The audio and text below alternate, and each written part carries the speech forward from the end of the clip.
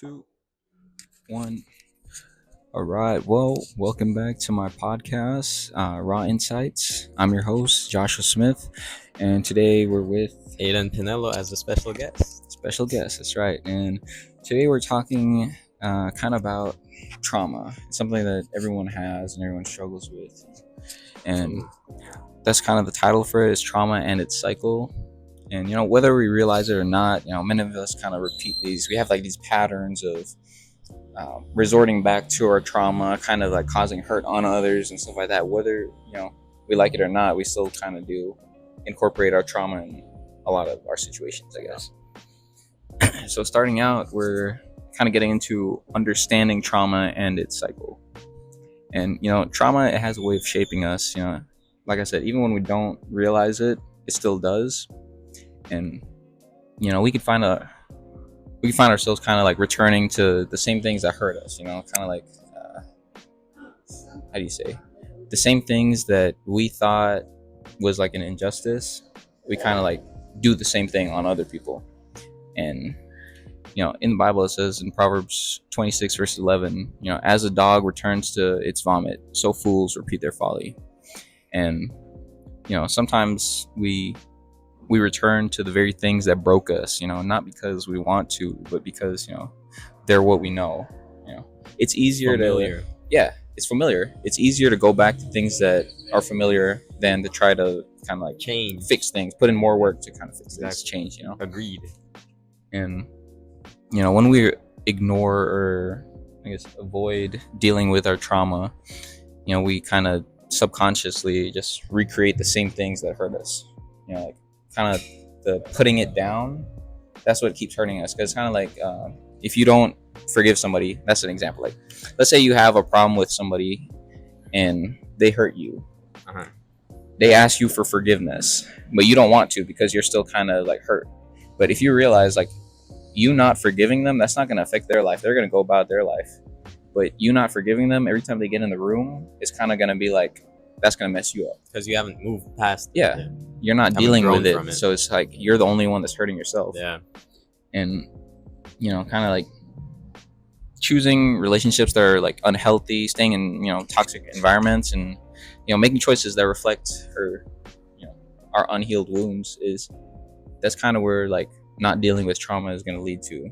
It's going to lead you kind of into those situations. It's just going to be worse, worse for you mentally, physically, emotionally, everything, all of the above. But getting into the second part, it's breaking the cycle, because we're not meant to stick in that stink. We're not meant to stay there. We could get healed from our trauma. We could get move past it and kind of come out, like in the Bible it says you're more than a conqueror. We come out victorious from that. And in Romans 8 verse 1, where it says, therefore there's now no condemnation for those who are in Christ Jesus. You don't have to keep living in the same cycle, the same pain, the same sin, everything. God gives us this way to kind of like get out of that, heal from that. Yeah. Trauma doesn't define you. God's grace covers your past and calls you into something new. Like in the Bible, I forgot what the reference was exactly. I could probably look for that, but that's going to take more time. We're not going to do that. But where it says God delights in the broken or something like that, and he basically is talking about like how he kind of resides in those people to try to heal them. Like he kind of like seeks out those people for healing. And kind of in Joel 2 verse 25, it tells us, I will restore to you the years that the locusts have eaten. And basically what this is talking about is that, the hurt, the confusion, that God's going to restore all of that. Like all our pain, he's going to restore it with healing.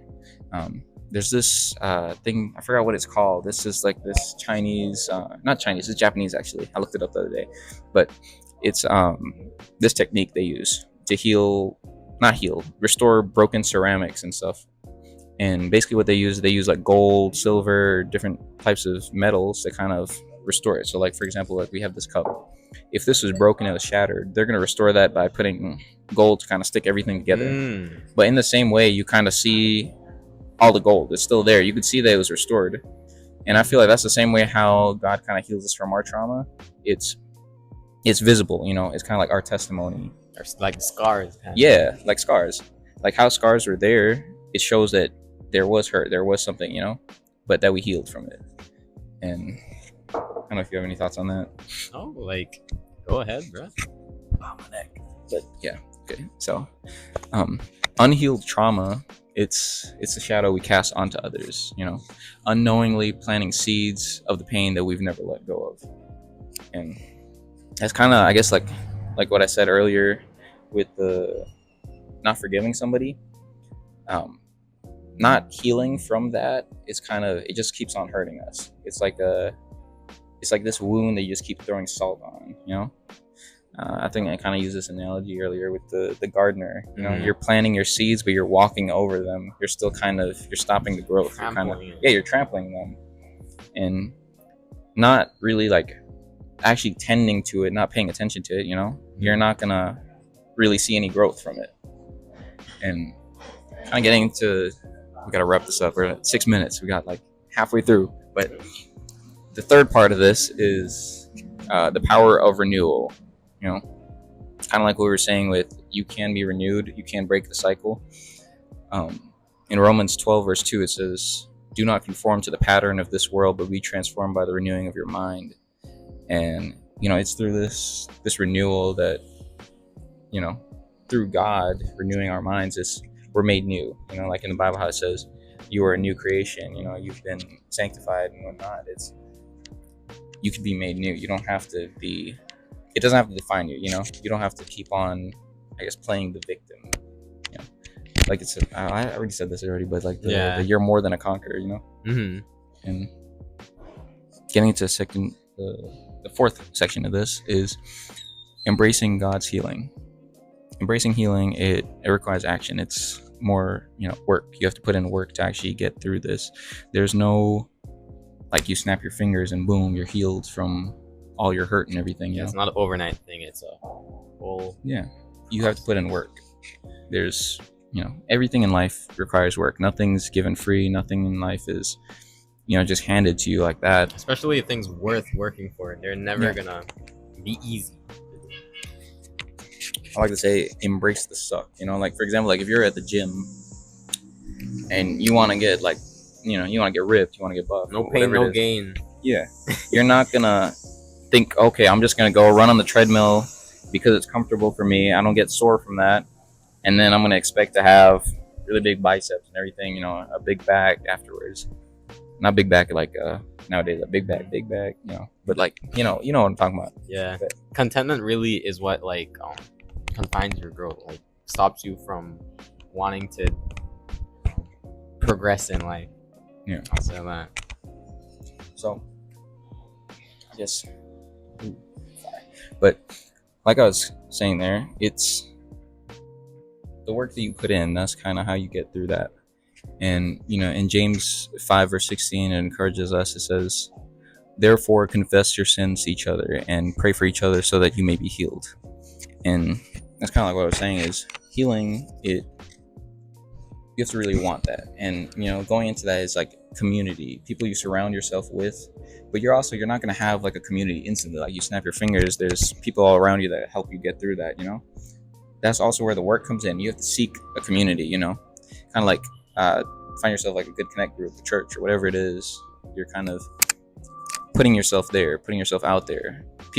Surround yourself with people that you could be vulnerable with, people that are, they're not going to judge you for what you're going through, but rather that they could relate to you, or they could, say that they've been through that as well. Yeah. If that makes sense.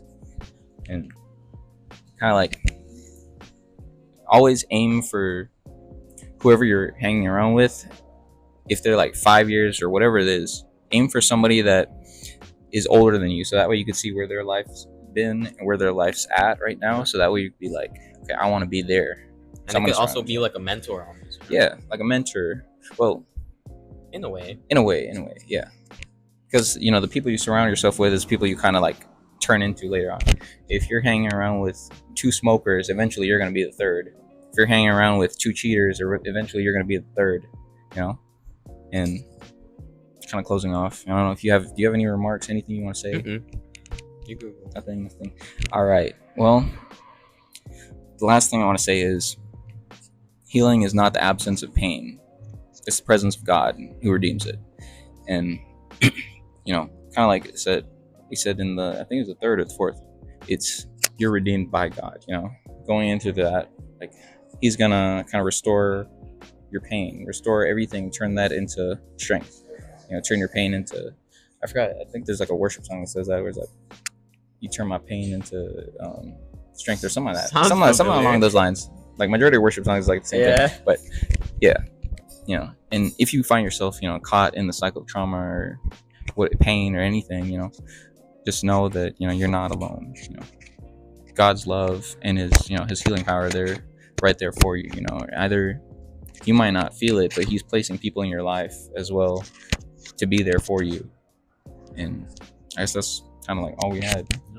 But thanks for listening. Anything at all? No, I was more just a listener here for the majority of the part, for the time constraint. Well, we're kind of reaching that time, so I guess thank you guys for listening. I hope this cleared up something for anybody who's listening there. Just clear up anything for you as well. But yeah, and until next time, like and subscribe. And pray. I would fit out right there.